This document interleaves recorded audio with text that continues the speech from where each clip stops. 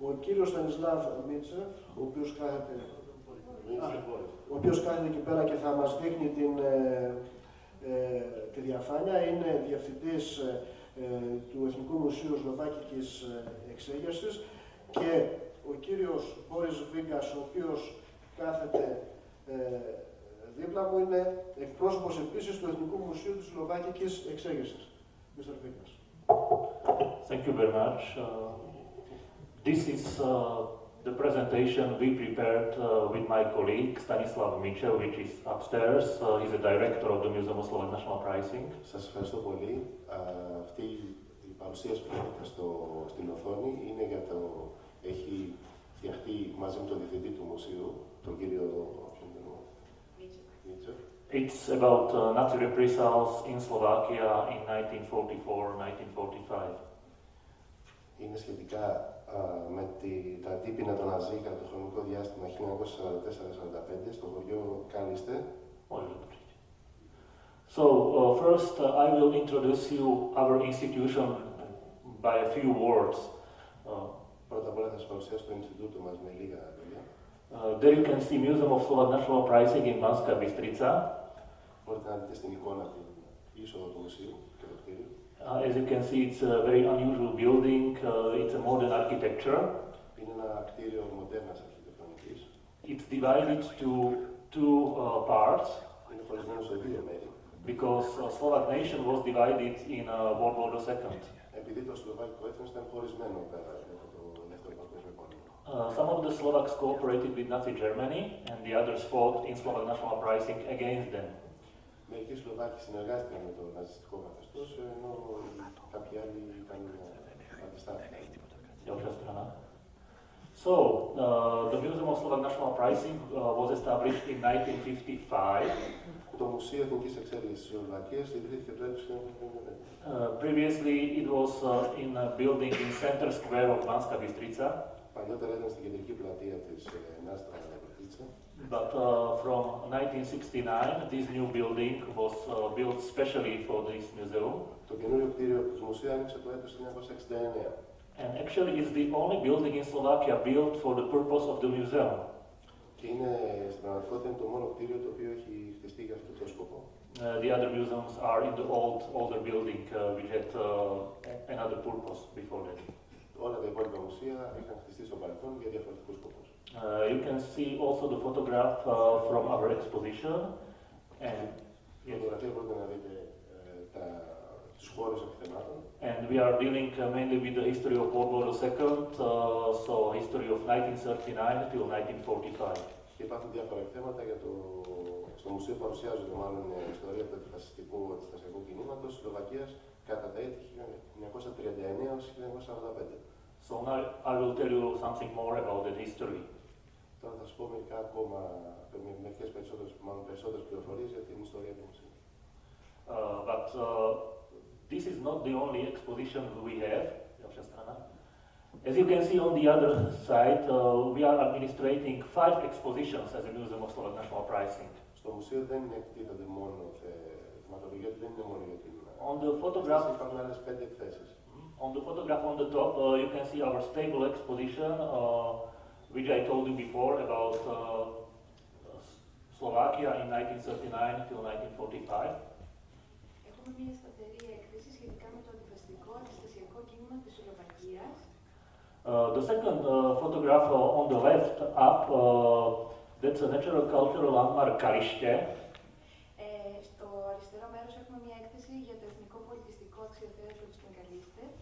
One of the villages which was burned down during Nazi reprisals in 1945.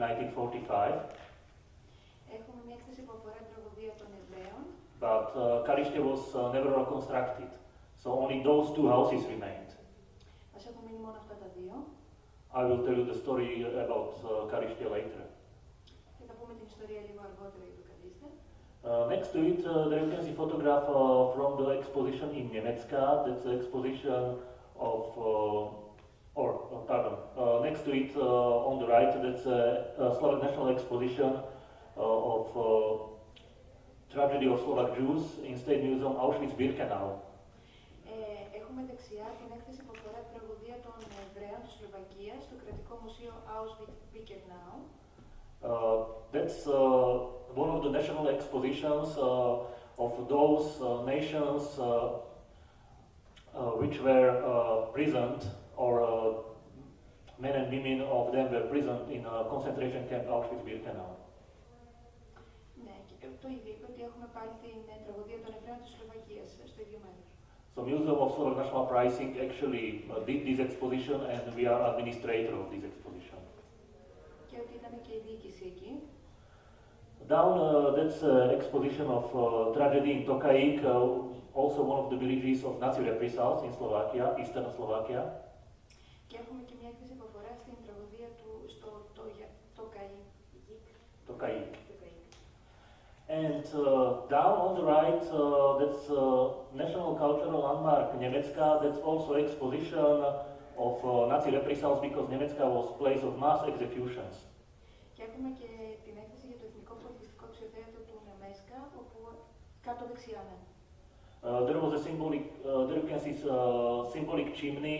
There was a chimney of lime works which were there. Ναι, υπάρχει το μνημείο, μια καμινάδα εκεί, σε ανάμνηση του καπού.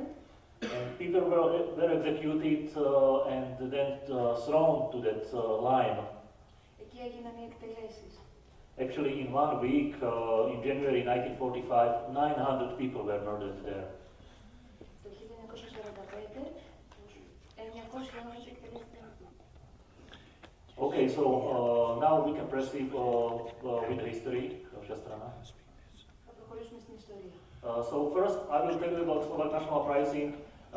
I must tell you why Slovakia became separate state, why Czechoslovakia was separated before World War II. And I will not tell you so difficult because I see that there are children here. Θα μιλήσει για τη διάσπαση της Τσεχοσλοβακίας κατά τη διάρκεια του Β' Πολέμου. So there you can see map of Czechoslovakia before the war. Μπορείτε να δείτε το πώς ήταν πριν τον πόλεμο η ενωμένη Τσεχοσλοβακία. And in 1938, when Adolf Hitler started to occupy Austria, or annexed Austria, Το 1938 τα στρατεύματα Χίτλερ κατέλαβαν την Αυστρία. he started to claim all the territories of Czechoslovakia. There you can see in today's Czech Republic those territories, so-called Sudetenland. Αμέσως μετά ξεκίνησε να διεκδικεί τα εδάφη της Τσεχοσλοβακίας. And those territories became a part of Germany after so-called Munich Agreement. Οπότε μετά στη λεγόμενη συμφωνία του Μονάχου αποτέλεσαν πλέον οι εδάφη της ναζιστικής Γερμανίας. And shortly after it, Hungary annexed southern territories of Slovakia, which you can see on this map on the right. Μετά στις 2 Νοεμβρίου του 1938, οι πρόσωποι της Γερμανίας και της Ιταλίας επέτρεψαν στην Ουγγαρία και την Πολωνία να αποκτήσουν εδάφη της Τσεχοσλοβακίας. After so-called Vienna arbitration. Your slide. Yes. Okay. Παιδιά, εδώ πέρα ο κύριος Βίκας μας λέει το δράμα της χώρας του. Ο Δεύτερος Παγκόσμιος Πόλεμος μπορεί ουσιαστικά να άρχισε 1η Σεπτεμβρίου του 1939, αλλά εδώ μας λέει η προηγούμενη διαφάνεια. Μας λέει τι έπαθε η Τσεχοσλοβακία μέχρι να αρχίσει ο πόλεμος. Τι μας λέει? Ότι απέτησε το 1938 ο Χίτλερ στη Συμφωνία του Μονάχου να πάρει εδάφη της Γερμανίας, όπου ήταν Τσεχοσλοβάκοι γερμανικής καταγωγής. Και όπως βλέπετε, εκεί πέρα στα αριστερά σας, εκεί τα καφετιά χρώματα, αυτά τα πήρε ο Χίτλερ το 1938, με το έτσι θέλω. Και κανένας δεν αντέδρασε. Παράλληλα, με αυτή τη συμφωνία, η Ουγγαρία κάτω εκεί, το λαδί χρώμα, και η Πολωνία επάνω το λίγο κόκκινο, πήραν άλλα εδάφη. Και έτσι η Τσεχοσλοβακία κομματιάστηκε. Και μετά το 1939 την κατέλαβε και ο Χίτλερ ολοκληρωτικά. Αυτό σας λέει ο κ. Βίκας. Αυτό είναι η τραγωδία της χώρας του. So this situation was used by Slovak separatists, so-called Hlinka Slovak People's Party. Αυτή η κίνηση έγινε από τους υποστηρικτές της διαίρεσης της Τσεχοσλοβακίας. On the head of that party was Josef Tiso, and he was invited by Hitler to Berlin on March 13, 1939 to negotiate with him about the future of Slovak territory. Και αυτοί οι υποστηρικτές της διάσπασης καλέστηκαν από το Χίτλερ στη Γερμανία για να συζητήσουν σχετικά με το μέλλον της Τσεχοσλοβακίας. And the result of those negotiations was that Slovak state was declared on March 14, 1939. Στις 14 Μαρτίου του 1939 κηρύχθηκε η ίδρυση του Σλοβάκιου κράτους. But this state was declared as first German satellite state, so it was independent only on the paper. Αυτή η διάσπαση έγινε στην ουσία στα χαρτιά και ήταν το πρώτο κράτος, ας πούμε, δορυφόρος της ναζιστικής Γερμανίας. So the official government of Slovak state cooperated with Nazi Germany. Έτσι η επίσημη κυβέρνηση της Σλοβακίας συνεργάστηκε με τη ναζιστική Γερμανία. And from today's Czech Republic became protectorate of Bohemia and Moravia. Έτσι η Σλοβακική Δημοκρατία είναι προτεκτοράτο. So down on the picture you can see also negotiations of Adolf Hitler and Josef Tiso, Slovak president in 1940 in Salzburg. Στη φωτογραφία μπορούμε να δούμε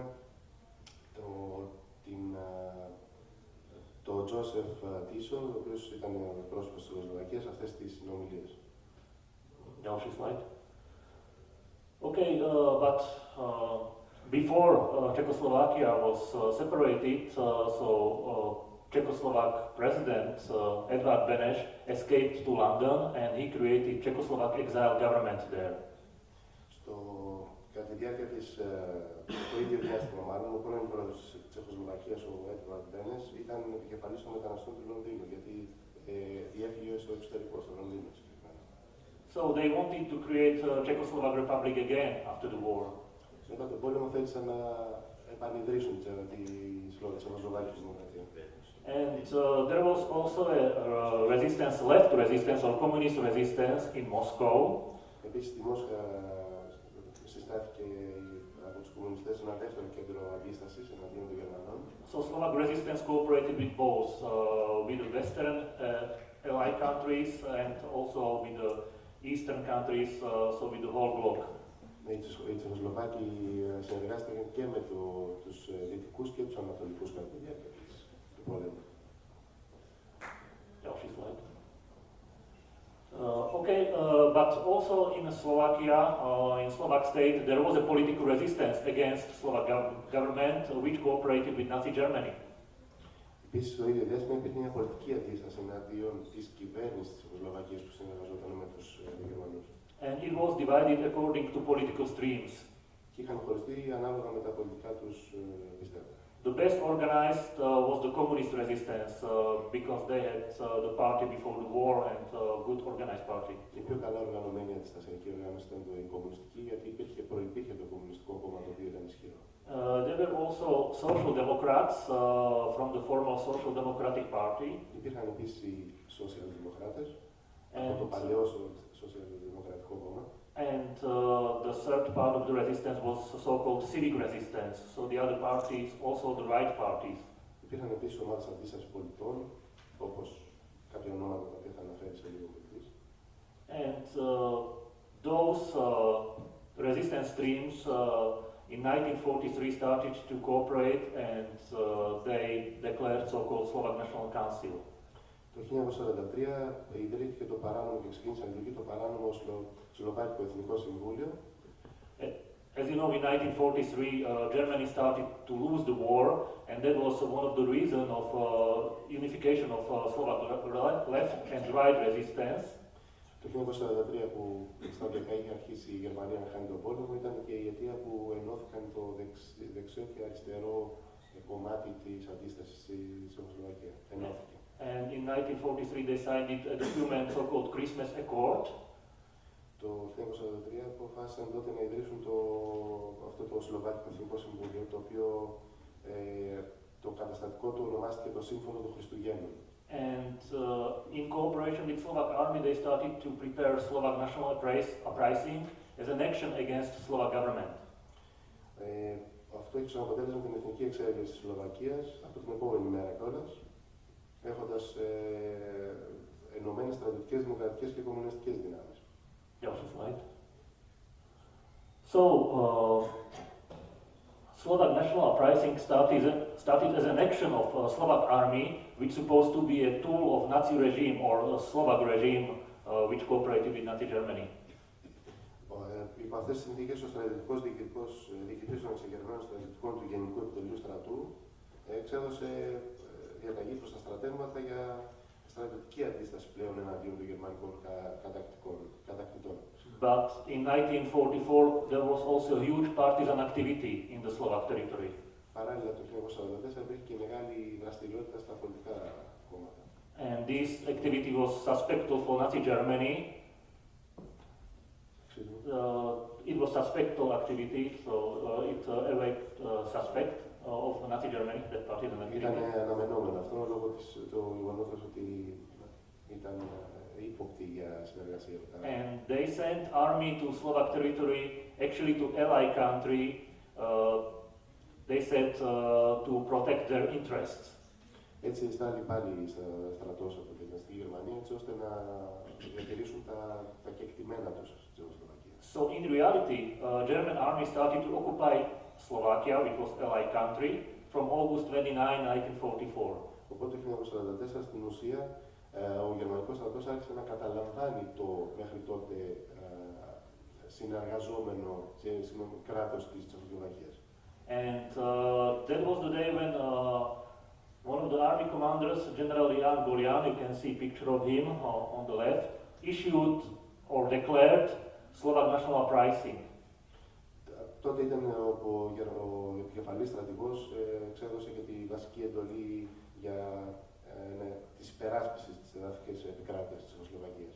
So in reality he gave Slovak army the order to resist German army. Οπότε στην ουσία έδωσε την εντολή να αντισταθούν στο γερμανικό στρατό. Of course, it wasn't the whole Slovak army, mainly the army in central Slovakia. Βασικά δεν ήταν όλος ο Σλοβακικός στρατός, ήταν αυτός που ήταν στο κέντρο της Σλοβακίας στην ίδια στιγμή. And that's why Banska Bystrica became a center of Slovak national uprising because it's in the middle of that territory. Έτσι το Banska Bystrica είναι το κέντρο της αντιναζιστικής εξέγερσης. Next slide. So there you can see map of Slovakia, and on the west you can see so-called protective zone on the west of Slovak territory. Το χάρτη μπορείτε να δείτε στα δεξιά το προστατευόμενο κατά κάποιο την προστατευόμενη ζώνη. That was territory controlled by Nazi Germany from the start of the war. Η οποία ήταν και κατά κάποιο ρόλο υπό την προστασία των ναζιστικών στρατευμάτων. So Slovak national uprising, as I told you, was mainly in the center of Slovakia. Έτσι όπως σας προείπα, η αντίσταση μάλλον ήταν στο κέντρο της χώρας, όπως σας προείπα. When Slovak national uprising started, insurgent army had about 18,000 soldiers. Στην ουσία, η πρώτη ομάδα αντίσταση ήταν μια ομάδα 18.000 στρατιωτών. After two mobilizations, their number increased to 60,000. Αργότερα αυξήθηκε αυτός ο αριθμός στις 60.000. And plus 18,000 partisans, which also fought on the side of the insurgents. Επίσης πήραν και 18.000 αντάρτες, οι οποίοι πολέμησαν εναντίον των Γερμανών. So Nazi Germany attacked the territory of Slovak national uprising with 5 divisions. Έτσι, τα γερμανικά στρατεύματα με 5 μονάδες, μεραρχίες, επιτέθηκαν στη Τσεχοσλοβακία. And they were better equipped and more experienced. Και ήταν πολύ καλύτερα εξοπλισμένοι και έμπειροι ως στρατιώτες. Next slide. So, insurgent army started to name themselves First Czechoslovak Army in Slovakia. Έτσι, η αντίσταση του Τσεχοσλοβακικού στρατού ονομάστηκε ως και ο πρώτος Τσεχοσλοβακικός στρατός. That was a symbol of creation of Czechoslovak Republic after the war.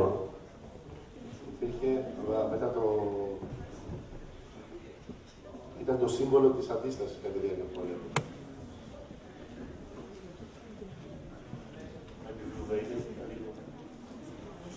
Další slide.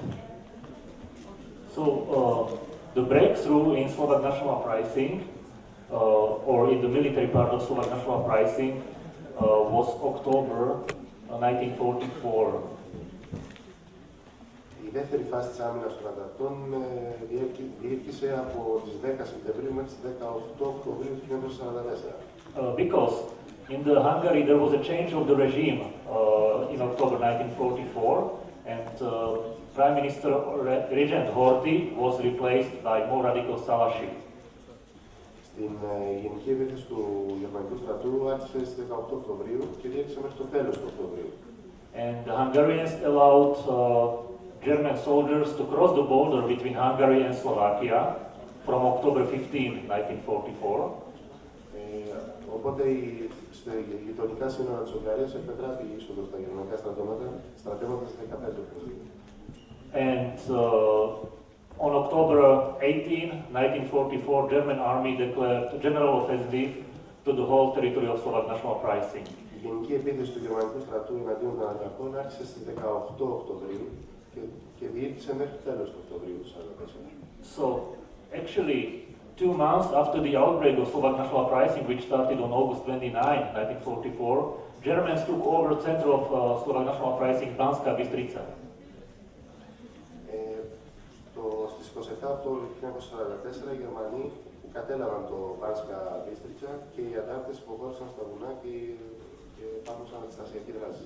Actually, it was on October 27, 1944. Έγινε αυτό τον Οκτώβριο του 1944. So the insurgents retreated to mountains and they started fight as a partisans there. Και συνέχισαν την αντιστασιακή τους δράση πλέον στα βουνά. On the photograph, there you can see picture of General Rudolf Jest, one of 2 main leaders of Slovak national uprising.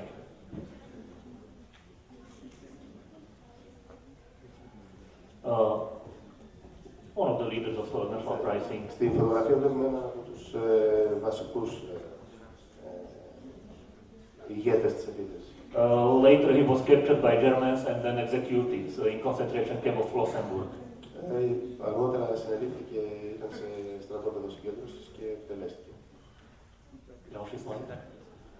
Okay, as I told you, the partisans also helped Slovak national uprising. They were not so good organized as regular army. Οι αντιστασιακοί δεν ήταν οργανωμένοι σαν τακτικό στρατός. And they were also coordinated by headquarters from Kiev, so from the Soviet partisans. Και είχαν κυρίως την ευθύνη για την οργάνωση αυτού του αντιστασιακού μετώπου ήταν από το Κίεβο της Σοβιετικής τότε Ένωσης. Next slide. So, Slovak national uprising is very interesting because of international participation in the Slovak national uprising. Και είχε ενδιαφέρον αυτό το αντιστασιακό μέτωπο λόγω του γεγονότος ότι υπήρχε συμμετοχή και από άλλα έθνη και δυνάμεις. 33 nations and nationalities fought in Slovak national uprising at the side of the insurgents. 33 έθνη συμμετείχαν σε αυτή την προσπάθεια για αντίσταση. Actually, what might be interesting for you that also 2 Greek partisans fought in Slovak national uprising. Επίσης κάτι που σας ενδιαφέρει ήταν ότι υπήρχαν και 2 μέλη που αποτελούνταν από Έλληνες. Name of one of them was Stefanos Drossos. Ο ένας ονομαζόταν Στέφανος Δρόσος. And the name of the second one is unknown till today. Και το όνομα του δεύτερου ήταν... είναι άγνωστο μέχρι σήμερα. Unknown. Yes, and maybe you can ask how those people get to the Slovak territory, the Slovak national uprising. So many of the prisoners from German prison camps escaped from Germany to Hungary, and some of them escaped also through Slovak territory.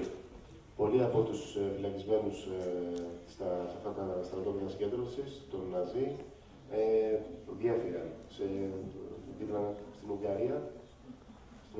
And that's maybe one of the possibilities how they became partisans in Slovakia, because when they were in Slovakia in 1944, Slovak National Uprising started and they just joined the insurgent units. Έτσι όλα αυτά τα άτομα τα οποία είχαν ξεφύγει, όταν ξεκίνησε η αντίσταση κατά του Γερμανού του 1944, συμμετείχαν σε αυτό το κίνημα. The slide. Also, Allied forces helped Slovak National Uprising. There was also a British and American mission in Slovak National Uprising. Επίσης, ξένες δυνάμεις, συμμαχικές δυνάμεις βοήθησαν με αυτό το ταστιακό μέτωπο, όπως οι Βρετανοί και And members of 15th American Air Force also brought material to the military airport 3 Oaks or 3 Duby, which was controlled by the insurgents. Επίσης, υπήρξε μεταφορά υγειονομικού υλικού και στρατιωτικής βοήθειας από τη 15η μονάδα της Αμερικάνικης πολεμικής αεροπορίας. Actually, Slovak National Uprising was the only uprising with own air force. Γιατί ήταν και το μόνο σημείο το οποίο υπήρχε και αεροπορική έτσι. Only uprising against Germans in World War II. Další slide. I told you about partisan war. Actually, it started from the October 1944 and it ended by the liberation of Slovakia, which was in April-May 1945. Όπως σας προείπα, η αντίσταση ξεκίνησε στην ουσία τον Οκτώβριο του 1944 και ολοκληρώθηκε μέχρι το τέλος του Μαρτίου του 1945. Další slide. So, when Germans took over Banská Bystrica, the period of hard reprisals against civilian population started.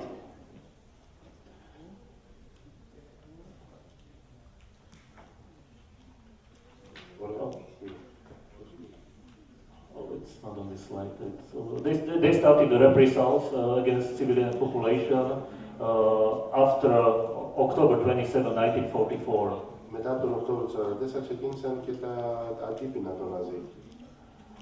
Those were unfortunately not only German units but also so-called flying squads of Rinkas guards. Δυστυχώς αυτά τα αντίπεινα δεν ήταν μόνο από τους κατακτητές Ναζί, αλλά και από τους συνεργάτες τους Σλοβάκους. Those were Slovak units which remained faithful to regime of Josef Tiso, who still cooperated with Nazi Germany. Πολλοί από αυτούς έμειναν πιστοί στο καθεστώς το Σλοβάκικο, το οποίο ήταν συνεργαζόμενο με τους Ναζί. So actually, what is interesting in this point, Slovak government paid Nazi Germany for each day of occupation. Και έτσι το ξύμορα ότι η Σλοβάκικη κυβέρνηση πλήρωνε για κάθε μέρα κατάκτησής της από τη Γερμανία κάποιο ποσό. So you can imagine they burned down Slovak villages, murdered Slovak population, and Slovak government paid them for that. Φανταστείτε λοιπόν ότι πολλοί αντιστασιακοί που σκοτώθηκαν από τους Ναζί, για αυτόν τον σκοπό η γερμανική κυβέρνηση πληρωνόταν για όλους τους Σλοβάκους. So result of those reprisals that they murdered 5,304 civilians in the Slovak territory. Το αποτέλεσμα των αντιπίνων ήταν η σφαγή 5.304 αντιφασιστών, εντελώς αυτών προσώπων, δηλαδή μέσα υπήρχαν και παιδιά. Which they left in 111 mass graves. Και οι Ναζί άφησαν πίσω τους 211 μαζικούς τάφους. And they burned down exactly 102 villages in Slovakia. Για την ακρίβεια έκαψαν 102 σλοβάκικα χωριά. So there you can see photographs from exhumation of victims murdered in Kremnička. Στη φωτογραφία μπορείτε να δείτε το σημείο, η πόλη Κρέμνιτσκα, στην οποία έγιναν οι μεγαλύτερες μαζικές. That's a photograph from the period after the war.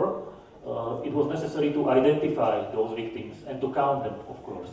Η φωτογραφία αυτή έχει τραβηχθεί μετά τον πόλεμο και αυτή η εκταφή έγινε έτσι ώστε να αναγνωριστούν τα πτώματα και να μετρηθούν. Kremnička is a little village. It's part of town Banská Bystrica right now. Κρέμνιτσκα είναι μια μικρή πόλη της περιοχής Banská Bystrica. And 747 dead bodies were found there. Όπου εκεί βρέθηκαν 747 πτώματα. They were murdered there from November 1944 till March 1945. so till the liberation of that territory. Οι δολοφονίες αυτές έγιναν ανάμεσα στο διάστημα Νοέμβριο του 1944 έως και το Μάρτιο του 1945. Další slide.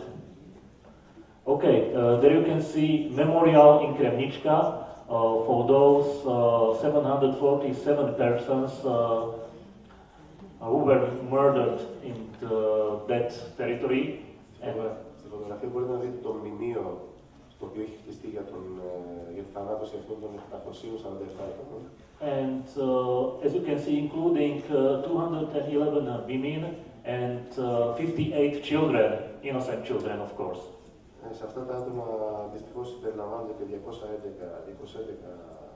γυναίκες και 58 παιδιά. And those were also racial murders, because 450 of them were Jews. Και φυσικά οι δολοφονίες αυτές είχαν και το ρατσιστικό περιεχόμενο, με την έννοια ότι 450 από αυτά τα άτομα ήταν Εβραίοι. Další slide. So there you can see another photograph from the exhumation of those victims after the war from Kremnička. Αυτή είναι ακόμα μια φωτογραφία από την εκταφή των ατομάτων μετά τον πόλεμο, στην ίδια περιοχή. Další slide. I told you about Německa, which was a line work during World War II. Σας προείπα για την πόλη Νέμετσκα, η οποία ήταν μια περιοχή με μεταλλουργία. And the prisoners from the court from Banska Bystrica were deported there from January 4 till January 11, 1945.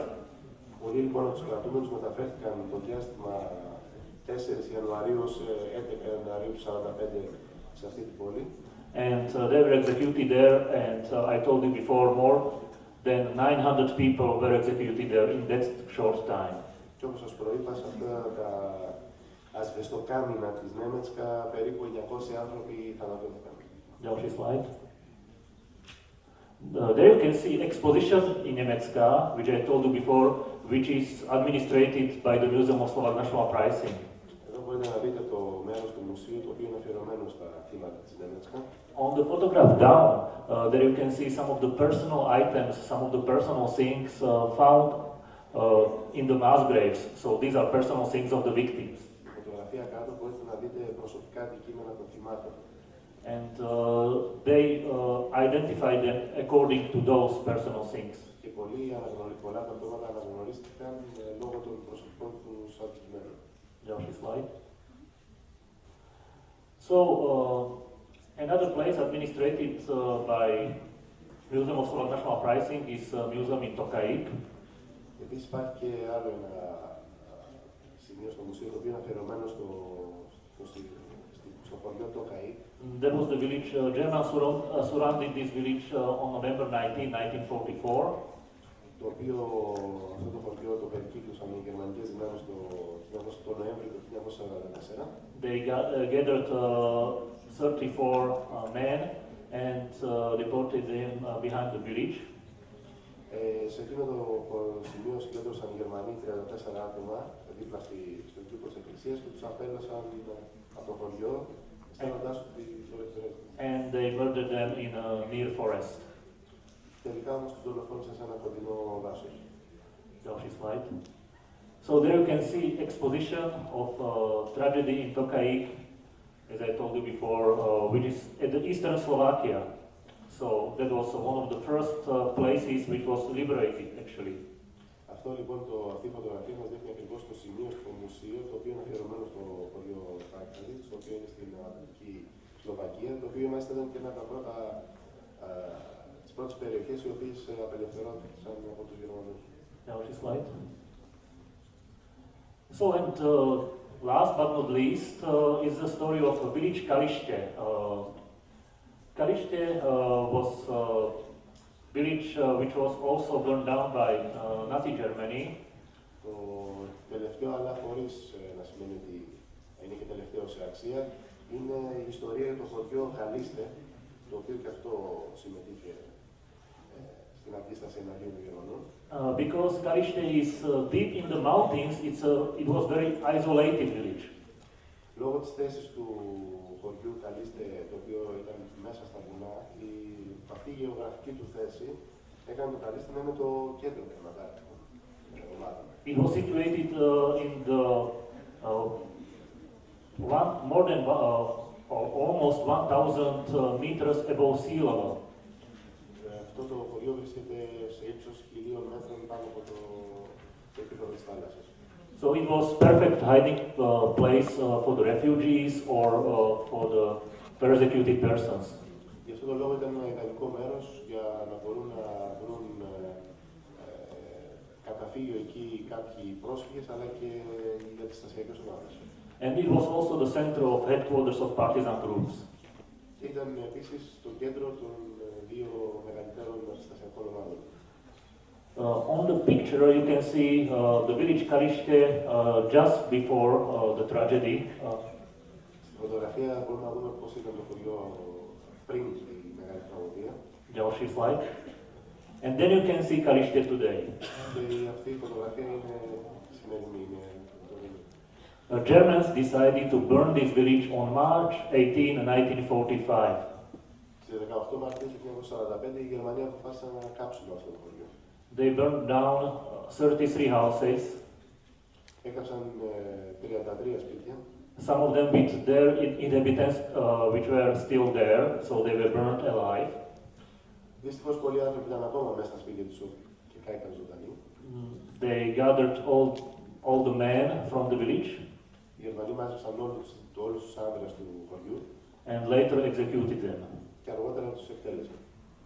Actually, the village Kalilate was never reconstructed after the war. Στην πραγματικότητα το χωριό Καλίστε δεν ανοικοδομήθηκε μετά το πόλεμο. It was too far from the civilization, it was too much destroyed. Ήταν πολύ μακριά από το εντός αγωγικών πολιτισμό για να επανοικοδομηθεί.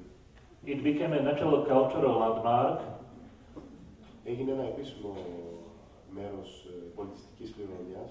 And those two houses were reconstructed, and there is an exposition there. Και αυτά τα δύο σπίτια που φαίνονται στη φωτογραφία έχουν ανοικοδομηθεί και έχουν γίνει σημεία μνήμης. On the top you can see a small chapel. It also survived that slaughter. Στο πάνω μέρος μπορείτε να δείτε και ένα μικρό σπίτι το οποίο γλίτωσε από την καταστροφή. And because Kalilate was never reconstructed, it became a symbol of 102 villages burned down in Slovak territory during Nazi reprisals. Και ακριβώς επειδή γλίτωσε την καταστροφή, έχει γίνει σύμβολο των 143 χωριών που κάηκαν από τους Γερμανούς. Další slide. Kalilate was burned down on November 18, and the whole territory of central Slovakia was liberated in March. So, for example, Banská Bystrica on March 55. So that there was no reason, strategic reason to burn down Kalilate.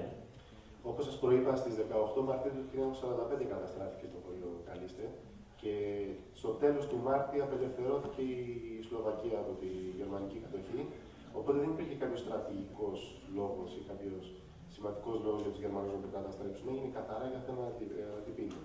So we were liberated by Red Army units, Romanian army, and First Czechoslovak army in Slovakia. That was army created in Soviet Union. Η απελευθέρωση έγινε από μονάδες του Σοβιετικού στρατού, επίσης των στρατιωτικών μονάδων του ελεύθερου στρατού της Τσεχοσλοβακίας και Romanian units. Μονάδες του Ρουμάνικου στρατού. Další slide. So, back to Kalilate. Museum of Slovak National Uprising administrates national cultural landmark Kalilate, as I told you before.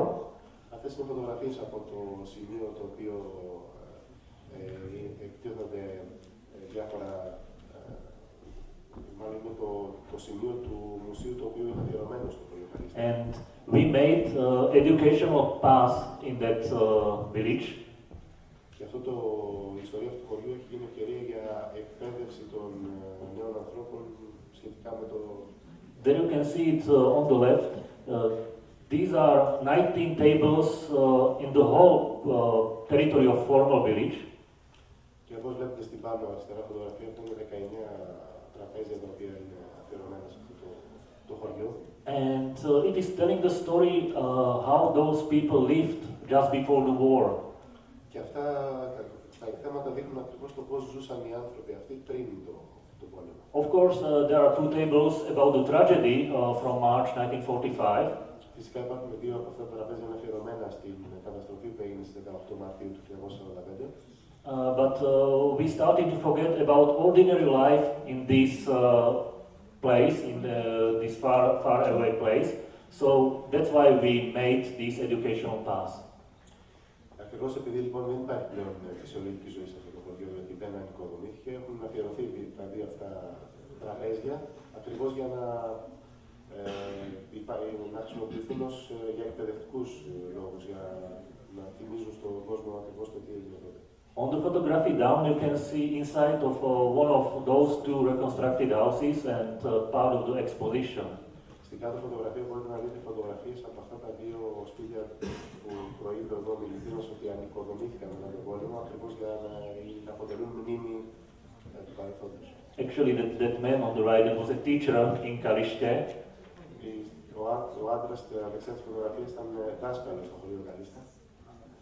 But he survived because he was Czech, so he was supposed to leave to Protectorate of Bohemia and Moravia. Στην πραγματικότητα αυτός έζησε γιατί ήταν Τσέχος και υποτίθεται ότι ως συνεργάτης των Γερμανών, η Τσεχία ως συνεργάτης των Γερμανών, δεν υπήρχε λόγος να τον σκοτώσουν. And as I told you that Kalilate is a symbol of all of those villages which were burned down during Nazi reprisals. Το χωριό Καλίστε λοιπόν αποτελεί σύμβολο για όλα τα χωριά τα οποία κάηκαν κατά τη διάρκεια του. So we wrote a letter to all representatives, mayors of the places which were burned down in Slovak territory. Those were 102 places. Οπότε έχει δοθεί ένα γράμμα σε όλα τα υπόλοιπα. Έχει σταθεί ένα γράμμα για όλα τα υπόλοιπα χωριά τα οποία έχουν κάνει εκείνο το διάστημα. We invited them to Kalilate and we planted one tree for each burned village, so 102 trees in Kalilate. Το περιεχόμενο αυτής της επιστολής αποτελούσε μια πρόσκληση στο Καλίστε, σε όλα τα υπόλοιπα χωριά τα οποία κάηκαν, ώστε να φυτευτεί ένα δέντρο από κάθε χωριό εις μνήμη των... So we symbolically returned life to Kalilate. Οπότε έτσι συμβολικά αποκαταστάθηκε η ζωή στο Καλίστε. It's so called orchard of life. Δημιουργώντας το δεντρόκηπο της ζωής, όπως το λεγάνε. Okay, the office slide.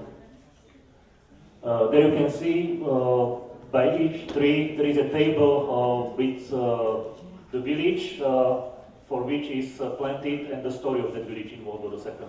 Δίπλα σε κάθε δέντρο, στο δεντρόκηπο της ζωής, υπάρχει μια πινακίδα με πληροφορίες για το κάθε χωριό, καθώς και για τα γεγονότα που συνέβησαν εκεί. In just 1 minute, the slide. We are doing each year so-called meeting of generations. Those are not only generations who fought in World War II, but also little children, as I can see here. Κάθε χρόνο λοιπόν γίνεται εκεί μια συνάντηση, όχι μόνο για αυτούς οι οποίοι ήταν παρόντες στα γεγονότα εκείνων των ημερών, αλλά και ειδικότερα για τα νέα παιδιά, ώστε να γνωρίσουν την ιστορία του Καλίστε και των υπολείπων χωριών. To remember this event. The office slide. And we are making also reconstruction of war situation or historical fights. Και γίνονται κάποιες αναπαραστάσεις μαχών και γεγονότων της εποχής. The office slide. And that's all. Thank you for your attention. Ευχαριστώ πολύ για την προσοχή.